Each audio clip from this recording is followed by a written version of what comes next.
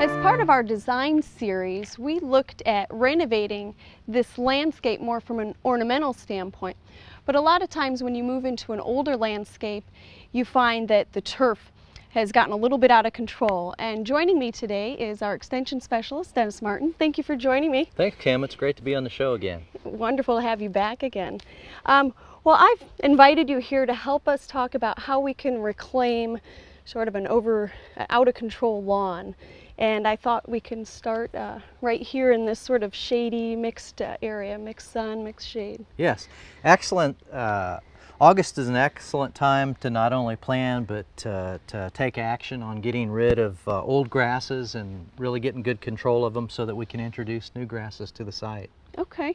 And this area has a lot of grass, but also has quite a bit of weed coming in as well. And we've walked through and found actually several different grasses present. That's right.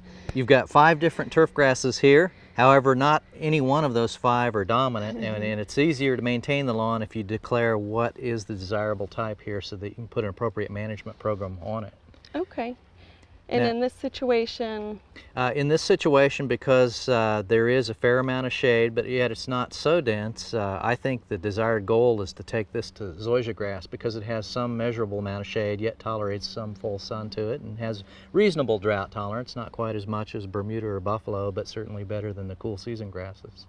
Okay, and then, you know, when we were looking at this lawn has gotten out of control, there's a lot of reasons why that could be.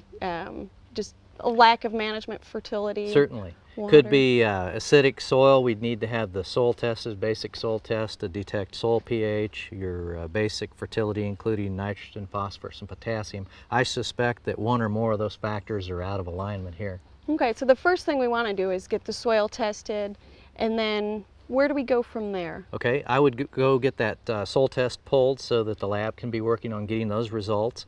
Then really make your declaration of what you want to take this area to. Which areas do you want to have ornamental or ground beds? Which areas do you want to have established foliage turf grass? Actually, in introducing the ornamentals even, because there is some escaped Bermuda, some escaped tall fescue clumps, it's going to be appropriate to use some Roundup to renovate the area, and August is an excellent time to start that process. Okay, so in this area, if we wanted to go to the zoysia, we'd have to start by killing everything out with probably Roundup treatments. That's what I would suggest, because Bermuda grass can be a weed not only in ornamentals but also in zoysia grass, and it might not be there at the density we'd like for a lawn, but it would still be a bothersome clump coming into some of the full sun areas. And it usually takes 2-3 applications of Roundup and some follow-up tillage, and then scouting the area for regrowth. And it's a multi-month process, so it's not going to be an overnight process. So building realistic expectations into the process is important. That's absolutely important. We can't expect to have, you know, a beautiful lawn again just early next season. So we're looking at making these herbicide applications in the fall. Late summer, beginning in late summer, and because it does space out over several months, we would include some of them in the fall. As day lengths shorten, the Roundup product is taken up by the plant and translocated down to the crowns, the root system, and the rhizomes, and gives us a good kill with multiple applications. Okay, and with the zoysia, when would we go about either plugging or laying sod to put the zoysia back in? Okay, I would use a spring program on that, so we'd have the Roundup applications this late summer and fall, a final scouting in very early or late spring next year to pick up any escaped Bermuda grass, and then that way by mid-spring we could do either a zoysia grass plugging, possibly even a seeding or a sodding of zoysia grass successfully. Okay, and would that be a similar process if we were going in to replace Bermuda? Yes, it would be. Okay. Because even though you're killing out some Bermuda and you're putting in a new Bermuda grass, it's a rare case where the new Bermuda would absolutely kick out the old Bermuda 100%. And we don't want to see those escaped patches, which would be weeds. Okay. Well, sometimes lawns aren't quite in this bad a condition and we can actually reclaim them without killing it off entirely. Let's look at a situation such as that. Sure. Well, in this area we have a little bit more of the turf actually remaining among the weeds. And is this something that we can reclaim without having to completely replace? Yes, Kim, this is an area that can be brought back to very close to 100% Bermuda grass cover. Right now we see there's probably 50% Bermuda cover, 50% weeds, so that's plenty of Bermuda grass to bring back to the site. Okay, and the Bermuda will just spread.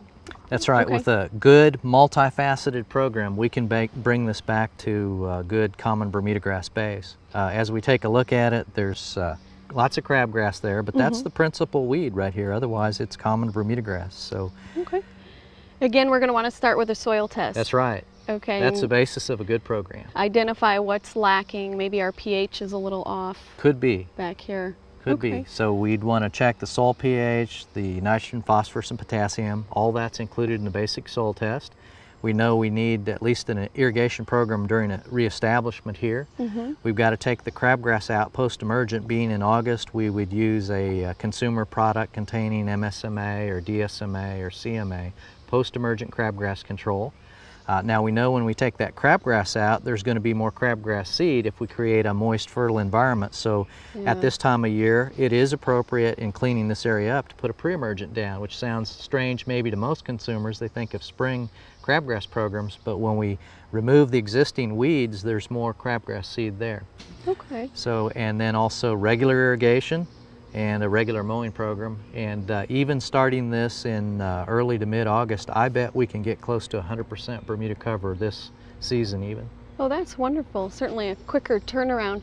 And then the following season, of course, we'd have to follow up with a good pre-emergent program to keep that crabgrass under control. Yes, there's probably thousands of crabgrass seed there waiting per square foot because of several years of no management program. Okay, well, wonderful. Now, we mentioned earlier that this is a good time to kill out Bermuda grass. Perhaps you're putting in a new vegetable garden or another area such as that, and you want to remove the Bermuda grass. Yes. Could you just real briefly kind of summarize how you would go about doing that? Certainly. Bermuda grass, of course, is a perennial grass. It's quite hardy in Oklahoma, and it has not only the above ground shoot system, but it has a wonderful storage organ called the below ground stems, the rhizomes, and that's really what creates a lot of problems for gardeners because they kill the tops off of Bermuda grass and fail to get the rhizomes. Okay. We can use consumer products that include Roundup, active ingredient glyphosate, and usually multiple applications are required for that. A single application at the high labeled rate usually will kill the tops off, but we shouldn't be fooled. That Bermuda grass has dormant rhizomes down there. What's best if we're going to a vegetable garden or even a lawn renovation is to do a tillage, break up those rhizomes, force those dormant buds on the rhizomes to germinate, repeat the Roundup application, do yet another tillage, force them to germinate again, and if there's enough growing season, then at that point we can spot out the remaining Bermuda grass plants, or if we're planning to plant the garden in the spring, wait till after spring rains and do a final Roundup spot out of the remaining buds of Bermuda that have come from the rhizomes.